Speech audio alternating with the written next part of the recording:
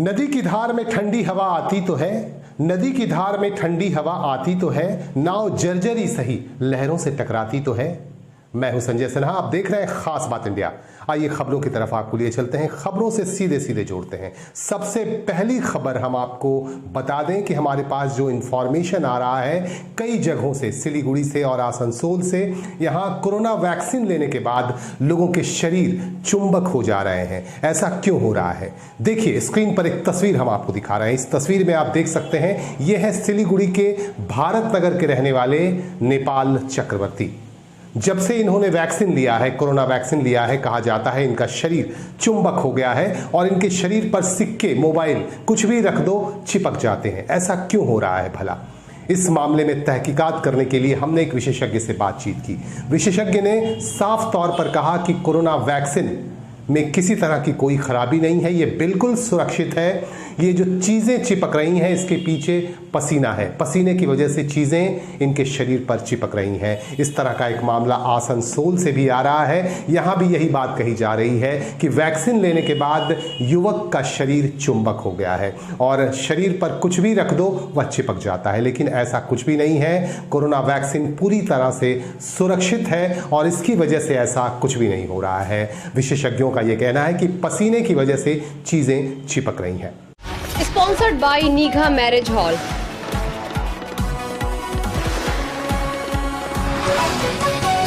Co-sponsored by Modern Furniture.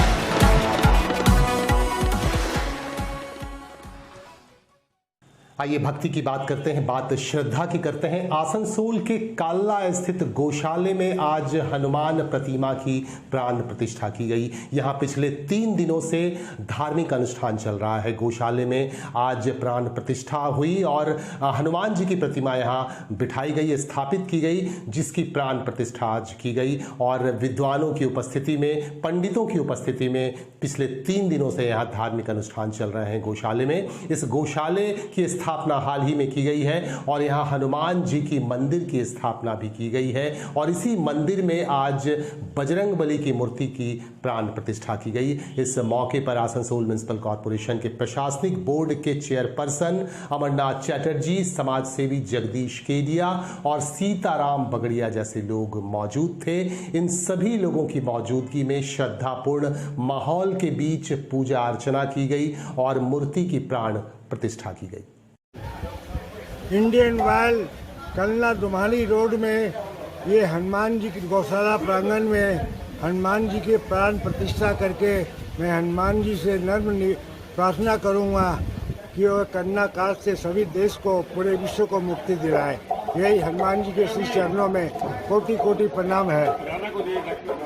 हाँ, बोल रहे हैं कि आज क्या मंदिर का निर्माण होकर काम शुरू हुआ है क्या?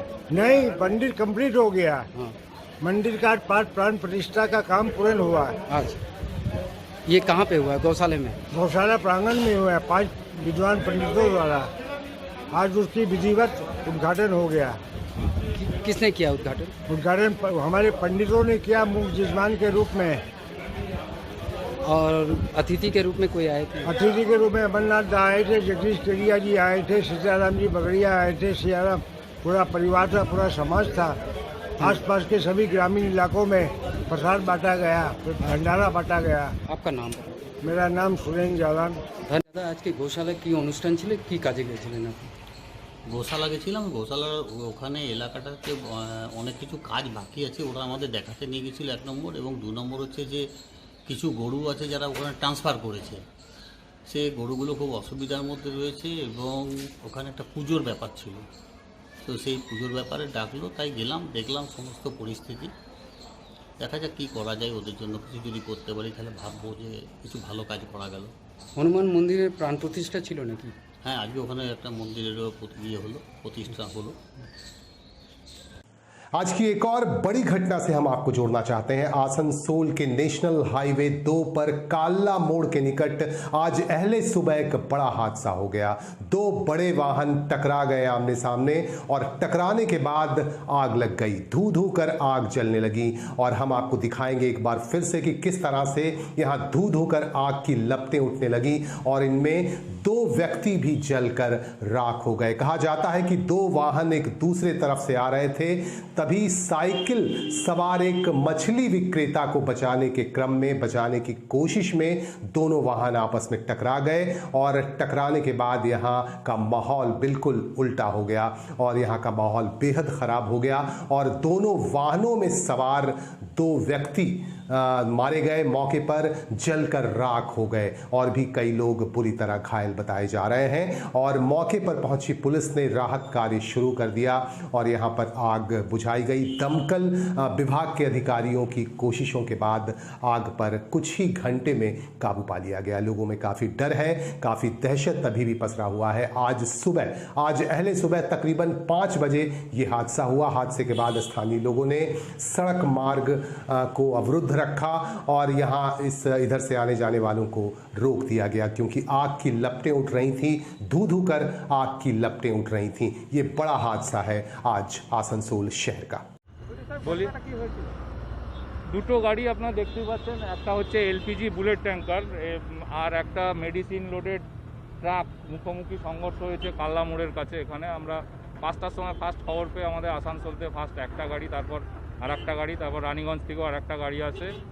দুটো গাড়িরই front portion bullet LPG bullet ট্যাঙ্কারটা এমটি ছিল, ওর ফ্রন্ট পোর্শন এবং টায়ার গোটা 10টা মতো টায়ার পুড়ে গেছে আর কেবিনটা পুড়ে গেছে আর ট্রাকটা পুরোটাই পুড়ে গেছে। মেডিসিন লোডেড ট্রাক ছিল, টায়ারগুলো সব পুড়ে গেছে। ওটার ডিজেল ট্যাঙ্ক সব আগুন ধরে গেছে। ওটা ট্রাক ড্রাইভারও স্ম্যাশড হয়ে ওর ভিতরেই মারা গেছে। এছাড়া আরও 2জন পথচারী ওই সময় রাস্তা পারাপার করছিল, 2জন সাইকেল আরোহী, তারাও একজন স্পট ডেড হয়েছে আর একজন সিরিয়াস ইনজিওর্ড হয়েছে, তাদেরকে হসপিটালে পাঠানো হয়েছে। আপাতত 2জন মৃত্যু 2জনের বলা যেতে পারে, একজন সিরিয়াস ইনজিওর্ড। এটা আমাদের পরে হসপিটালে খোঁজ নিয়ে দেখতে হবে ওনার কী অবস্থা আছে। ঘটনাটা মনে হচ্ছে কি যে রাত্রিবেলায় তখন ভোর হবে, সম্ভবত 2জনের কারোর ভুলেই অ্যাক্সিডেন্টটা ঘটেছে বা পথচারী হয়তো পারাপার করছিল বাকে বাঁচাতে গিয়েও দুটো গাড়ির অ্যাক্সিডেন্ট হতে পারে। আপনার নাম? सुदीप चटर्जी। सुबह हम लोग जब उठे तो देखे 5 बजे भोर को एक्सीडेंट हुआ है। हम लोग जब बाहर निकले तो पूरा धूं करके पूरा आग लगा हुआ था। 2 गाड़ी आपस में टकरा गई थी। उसमें तो एक आदमी को पहले निकाला गया, उसको बाहर में रखा गया, वो थोड़ा जिंदा था। पुलिस निकाल करके बाहर जब रखी उसी समय फिर ब्लास्ट हुआ तो पुलिस भी गाड़ी छोड़कर साइड हो गई क्योंकि आग पूरा लगी हुई थी। इसके बाद में फिर उसको घींच करके किसी तरह से हॉस्पिटल भेजा गया।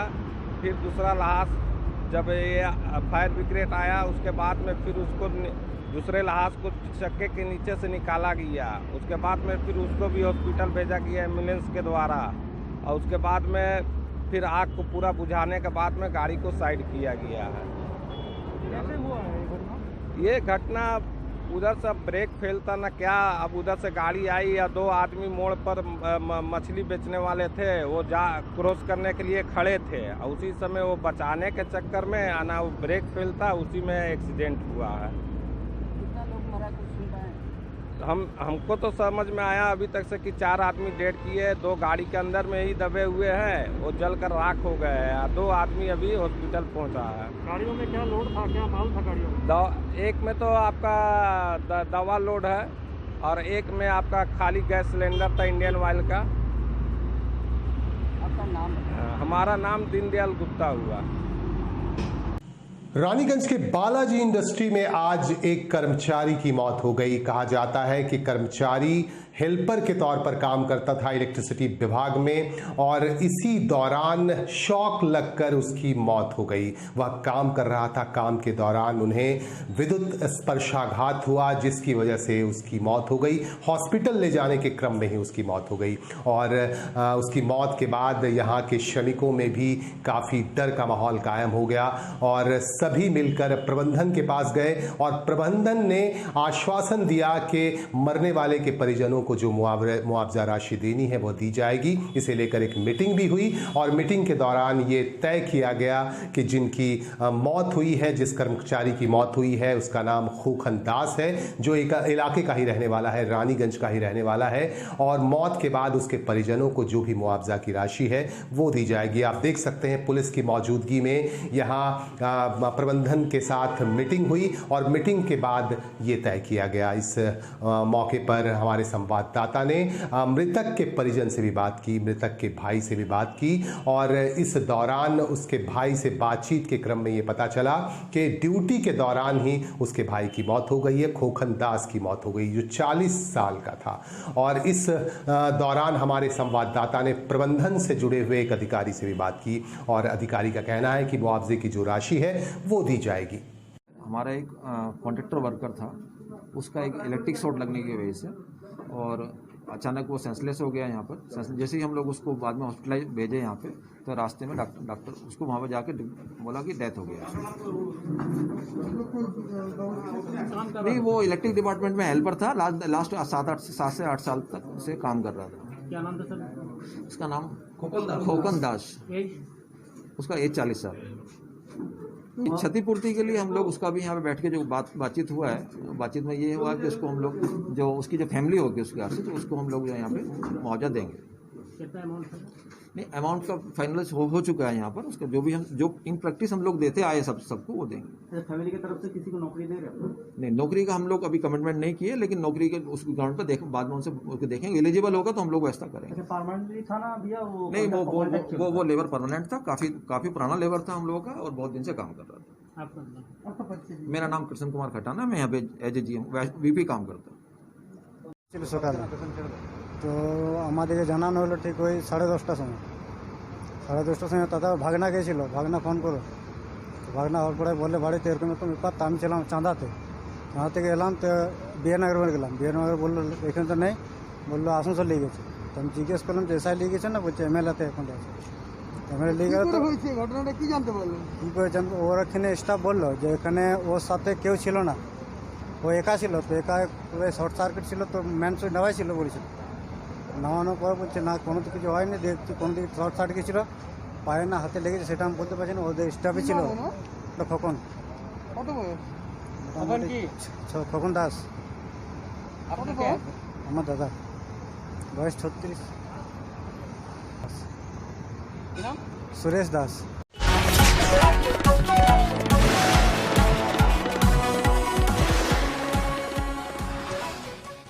चोरी की वारदातों पर लगाम लगता नहीं दिख रहा है। लगातार चोरी की घटनाएं हो रही हैं। कुल्टी विधानसभा क्षेत्र के नियामतपुर इलाके में चोरी के एक और वारदात को अंजाम दिया अपराधियों ने।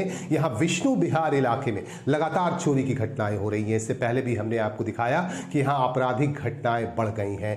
एक बार फिर से चोरों ने घर को दबिश देकर यहां से चोरी कर लिए कुछ सामान। ये घर दरअसल लक्ष्मण सिंह का है जो निर्माणाधीन है। लक्ष्मण सिंह मौजूद नहीं थे, की नामौजूदगी में चोरों ने इस घर को निशाना बनाया और घर से कुछ जरूरी सामान लेकर ले उड़े। इस संदर्भ में हमारे संवाददाता ने लक्ष्मण सिंह से बात की और उनसे यह जानना चाहा कि आखिर क्या हुआ है। एक पड़ोसी से भी इस संदर्भ में बातचीत की गई। কি হয়েছিল ঘটনা কি হয়েছিল? ঘটনা আমরা দুদিন দেখতে আসি নাই, আজকে এলাম তো দেখলাম তালা ভেঙে মানে তালা পড়ে আছে আর ঘরে কিছু তার ফার ছিল, ইলেকট্রিক জিনিস ছিল, একটা ফ্যান ছিল, সেটা নিয়ে গেছি। তো এটা বাড়িটা কি আপনার নতুন তৈরি হচ্ছে? হ্যাঁ, এটা নতুন তৈরি হয়েছে। আপনার নাম? লক্ষ্মণ সিং। বিষ্ণু বিহার কলোনি আমাদের নিয়ামতপুর পুলিশ ফাঁড়ির অন্তর্গত। আমরা বিগত কয়েকদিন ধরে দেখছি আমাদের এখানে রাত্রেবেলা চুরি খুবই বেড়ে যাচ্ছে। তার জন্য গতকাল রাত্রে আমরা সন্ধ্যাবেলায় গিয়ে নিয়ামতপুর ফাঁড়ির বড়বাবুর কাছে আমরা একটা ডেপুটেশন দিয়ে এসেছি যে আমাদের এখানে চুরির হার খুব বেড়ে গেছে, আমরা খুব ভয়ের মধ্যে রয়েছি যাতে এরকম না হয়। তো উনি আশ্বাস দিয়েছেন যে আরও সিকিউরিটি বাড়াবার জন্যে এবং আরও কিছু প্ল্যানিং করছেন, যেটা সবার সামনে হয়তো বলা যাবে না। তো উনি বলে গেছেন। আর আমরা আজকে সকালে দেখছি বিষ্ণু বিহারেরই আরেকটি বাড়িতে তালা ভাঙা এবং ওনার বাড়ির ভেতরে অনেক কিছু জিনিস নিয়ে চুরি করেছে। তার জন্য আমরা বড়বাবুকে আবার খবর দিয়েছি, বড়বাবু এসেছিলেন, দেখে গেছেন। তা আমরা ওনাকে বলেছি যে বারবার এরকম হচ্ছে, এটা ভালো করে নজর দিতে হবে, কারা ঢুকছে কারা এই। আমরা সাথে আছি, কিন্তু যে সিকিউরিটি রয়েছে বা সিভিক পুলিশ রয়েছে তারা যেন একটু ভালো করে এরিয়ার চারিদিকে নজর দেয় এবং যেই করে হোক এগুলো বন্ধ করার চেষ্টা করতে হবে, এটাই আমরা বলেছি। উনি এইমাত্র দেখে গেলেন। কি নাম আপনার? লক্ষ্মণ সিং, বিষ্ণুবিহার এলাকার বাসিন্দা। ওনার বাড়িতে উনি আজকে এসছেন, দেখছে তালা ভাঙা এবং ঘরের জিনিসপত্র নিয়ে গেছেন। তো আমরা চাই এটা যাতে বন্ধ হয় প্রশাসনিকভাবে, সেই জন্য আমরা ওনাকে আবার জানিয়েছি। তো এরকম ঘটনাতে আপনি কতটা আতঙ্কের মধ্যে রয়েছে এলাকাবাসী? আমরা বিষ্ণুবিহারবাসী তো খুবই আতঙ্কের মধ্যে রয়েছি, কারণ বাড়িতে লোক থাকা সত্ত্বেও চুরি হয়ে যাচ্ছে, এমনও দেখা যাচ্ছে। মাস্টারমশাই সে দীপক কান্তি মণ্ডল যিনি বাড়িতে রয়েছেন, তাও জানলা গ্রিল ভেঙে সেখান থেকে ওনার বাড়ি আলমারি ভেঙে জিনিসপত্র চুরি করেছে। তার জন্য আমাদের খুব আশঙ্কায় রয়েছি এবং ভীত অবস্থায় রয়েছি যে কোনো দিন বাড়ির লোক থাকা সত্ত্বেও যদি চুরি হয়ে যায়, তাহলে কিভাবে গার্ড দেওয়া হচ্ছে বা কিভাবে সিকিউরিটি রয়েছে, সেটার জন্য আমাদের সন্দেহ আছে। সেটা আমরা জানিয়েছি প্রশাসন। ब्लड ट्रांसफ्यूजन काउंसिल की तरफ से लगातार मोबाइल के जरिए ब्लड डोनेशन कैंप लगाए जा रहे हैं। विभिन्न जगहों पर जाकर लोगों को प्रेरित किया जा रहा है कि आप रक्त दें। कोरोना महामारी के इस दौर में रक्त की बेहद कमी हो गई है। इसे देखते हुए इस संस्था की तरफ से लगातार इस तरह के काम किए जा रहे हैं। रानीगंज पहुंचकर संस्था की तरफ से स्वेच्छा से लोगों के रक्त लिए गए और इन रक्त की वजह से, इन खून की वजह से बहुत सारे लोगों की जान भी बचेगी। आप देख सकते हैं कि यहाँ स्वेच्छा से लोगों ने रक्तदान किए और संस्था के पदाधिकारियों से हमारे रिपोर्टर ने बात की और उनसे ये जानकारी लेनी चाहिए कि आखिर क्या वजह है कि इस तरह की मुहिम शुरू की गई है संस्था की तरफ से। संस्था के एक अधिकारी ने हमारे संवाददाता को बताया कि कल यानी सोमवार को ब्लड डोनर डे है, विश्व ब्लड डोनर डे है। इसके उपलक्ष्य में इस तरह का अभियान चलाया जा रहा है। आगामी काल হচ্ছে विश्व ब्लड डोनर डे। तो এই ব্লাড ডোনার ডেকে সামনে রেখে যে দুর্গাপুরের blood donors forum, sub divisional blood donors forum, তারা মোবাইল ভ্যানে করে লাগাতার কন্টিনিউয়াস 5 দিন ধরে ডোনার সংগ্রহ করে যাচ্ছে। তাদের কাছ থেকে আমাদের কাছে অফার এসেছিলো, এই সময় আপনারা যদি রক্ত দেন, সমস্ত ব্লাড ব্যাঙ্কগুলোতে রক্তের একটা হাহাকার রয়েছে। তো আমরা হঠাৎ করে আমাদের গত পরশু দিন আমাদের কাছে অফার আসে যে আপনারা রক্ত দিতে ইচ্ছুক। আমরা বললাম হ্যাঁ ঠিক আছে, আমরা জোগাড় করে দেবো। তো সেই হিসাবে আমরা তড়িঘড়ি একটা প্রস্তুতি নিয়ে এটা সংঘর্ষ করলাম। তো আসলে আমরা এখানে আজকে তো উপস্থিত হয়েছিল প্রায় আপনারা দেখেছেন প্রায় শতাধিক আমাদের এখানে ব্লাড ডোনার্স উপস্থিত হয়েছিল। তাদের কাছে রক্ত সংগ্রহের সেই অতটা ব্যবস্থা ছিল না বলে তারা সবটা নিতে পারলেন না। তো আমাদের ব্লাড ডোনেশনের উদ্দেশ্য হচ্ছে আমাদের শরীরে 3-4 মাস পরপরই রক্ত দেওয়ার মতো আমরা উপযোগী হয়ে যাই। আমাদের শরীরে যে ব্লাড তৈরি হয়, যেটা রক্তকণিকা, সেটা 120 দিন পরে নষ্ট হয়ে যায়। তো আমরা যদি এর মাঝে রক্ত দিতে থাকি, আমাদের কোনো ক্ষতি হয় না। এটা মানুষকে সচেতন হওয়া দরকার। আমরা জানি এই মুহূর্তে যে ধরনের রক্তের চাহিদা হসপিটালগুলোতে, তার মাত্র 5% ব্লাড ব্যাঙ্কে ওরা মজুত করে রাখতে পারে। আর ম্যাক্সিমামটাই মানুষের অভাব থাকে, দিতে পারে না। হয়তো তার চাহিদা হয়তো 5 বোতল থেকে 1 বোতল দিয়ে 2 বোতল দিয়ে তাকে মেকআপ করে রাখতে হয়। যেভাবে থ্যালাসেমিয়া রোগ বাড়ছে, তাকে সেই সমস্ত থ্যালাসেমিয়া রোগীদের নিয়মিত রক্ত দিতে হয়। তারপরে তো হঠাৎ অকারণে কখনো কখনো দুর্ঘটনা ঘটে যাচ্ছে, রক্ত দিতেই হয়। তো এই প্রয়োজনীয়তা রয়েছে, কিন্তু মানুষ সচেতন নয়। আমরা যদি সচেতন না হই, এই ব্লাড তো আর কোনো কারখানায় তৈরি হয় না। আমাদের মানুষের রক্তই মানুষের কাজে লাগে। ব্লাড অনেক উপকার রয়েছে। ব্লাড দিতে পারলে আমাদের শরীরের অনেক কিছু সুযোগ সুবিধা উপকারিতা রয়েছে, এগুলো মানুষকে বোঝাতে হয়। এগুলো যদি মানুষকে বোঝাতে পারি আমরা, তাহলে কিন্তু রক্তের আকাল হওয়ার কথা নয়। কিন্তু তবুও বহু মানুষ রক্তের অভাবে মারা যাচ্ছে, অকালেই মারা যাচ্ছে। ধরুন হঠাৎ করে ইমিডিয়েট ব্লাড ব্যাঙ্কে যদি রক্ত মজুদ থাকে, একটা ধরুন বি নেগেটিভ রক্ত ব্লাড ব্যাঙ্কে মজুদ রয়েছে, কিন্তু হঠাৎ করে একটা পেশেন্টের বি নেগেটিভ দরকার, কোথাও খুঁজে পাওয়া যাচ্ছে না, সেই সময় তাকে পাওয়া গেল না। অনেকে বলে ব্লাড ব্যাঙ্কে দিয়ে কী হবে, কিন্তু ব্লাড ব্যাঙ্কে সেই সময় থাকলে সেই মানুষটা যে মুমূর্ষু মানুষটা রয়েছে, সে বেঁচে যেতে পারে। তো হয়তো আমরা বলি যে অনেক সময় যে ব্লাড ব্যাঙ্কে রক্ত নষ্ট হয়ে যায়, এটা কিন্তু খুব একটা এখন এই মুহূর্তে কিন্তু নয়। তো সুন্দর হয়ে গেছে। আপনার যদি আসানসোল ব্লাড ব্যাঙ্কে রক্তের না থাকে, দুর্গাপুর থেকে ওরা নিয়ে চলে আসতে পারবে। তো রক্ত 42 দিন পর্যন্ত আমরা সংরক্ষণ রাখা যায়, সেটাকে কাজে লাগানো যায়। তো আমরা মানুষকে এগুলো বোঝাতে চাইছি যে মানুষের রক্ত মানুষই দিতে পারে, অন্য কোনোভাবে দেওয়া যায় না। আমরা সচেতন যদি হয়, তাহলে রক্তের অভাবে ভারতবর্ষে মানুষ মরবে না। কারণ এত জনসংখ্যার দেশ, সেখানে রক্তের অভাবে মানুষ মারা যাচ্ছে, এটা কিন্তু অবিশ্বাস্যকর। এটাই আমরা মানুষকে সচেতন করতে চাই। পরিচয় দেবেন? আমার অলোক মিশ্র নাম, আমি আর সঞ্জয় বলছি, গ্রুপের একজন সদস্য। ব্লাড ক্যাম্প হয়েছিল, এবার গাড়ির মাধ্যমে হয়েছে। যেহেতু আমাদের ডিস্টেন্স মেনে চলতে হবে কোভিড-19 জন্য, সেজন্য গাড়ির ব্যবস্থা করা হয়েছিল। এবার কি মনে করছেন, কি ভাবনা চিন্তা করে রক্তদান করলেন? আমি প্রতি বছরই করি, আর ভাবনা চিন্তা এটাই হচ্ছে যে মানুষ হয়ে মানুষকে বাঁচাবো। আমার এক ফোঁটা রক্তের জন্য যদি কারো প্রাণ বাঁচে, তাহলে 3টি মানুষ উপকৃত হবে, যে দেবে সে আর যে পাবে সেও, আর নেক্সট জেনারেশন যাতে উৎসাহিত হয়, ছোটো ভাই বোনেরা এগিয়ে আসে, আমার মতন গৃহবধূরা যাতে এগিয়ে আসে এই পথে। আমরা যদি একটু রক্ত দিই তাহলে অনেক মানুষের প্রাণও বাঁচতে পারে। এগুলো উৎসাহে আমি এসেছি, আমিও এরকম আপনাদের মতনই ছিলাম যে রক্ত দিতাম না, কোনোদিন ভয় পেতাম, কিন্তু আজ আমার মানে এই বিষয়ে প্রচুর সাহস আর ভালো লাগে জিনিসটা, যে একটা মানুষের প্রাণ বাঁচাবার জন্য আমরা রক্তটা দিচ্ছি। আর আপনার নামটা? আমার নামটা ইন্দ্রাণী রায় ব্যানার্জি, আমি শিয়াশলেরই গৃহবধূ।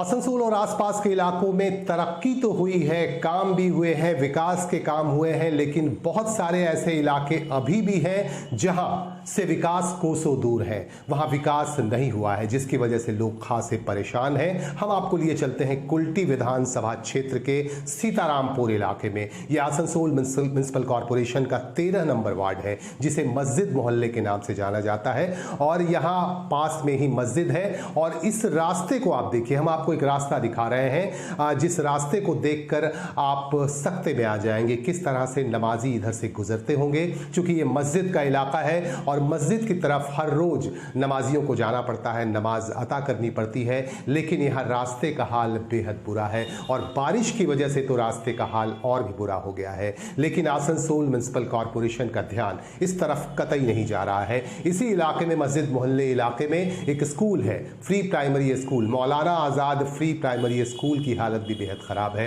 आप देखिए कि हालत कितनी ख़राब है, खिड़कियों में किस तरह से दरारें पड़ गई हैं, और यहाँ चूँकि बच्चे पढ़ने आते हैं, छोटे छोटे बच्चे इन स्कूलों में पढ़ने आते हैं, लेकिन यहाँ रास्ते की भी हालत ख़राब है और स्कूल की मरम्मत भी नहीं की जा रही है, जिसकी वजह से लोग दहशत में हैं, लोग परेशान हाल हैं। हमारे संवाददाता ने इस इलाके का ख़ास दौरा किया और ख़ास तौर से मुआयना लिया और यहाँ के लोगों से बातचीत की।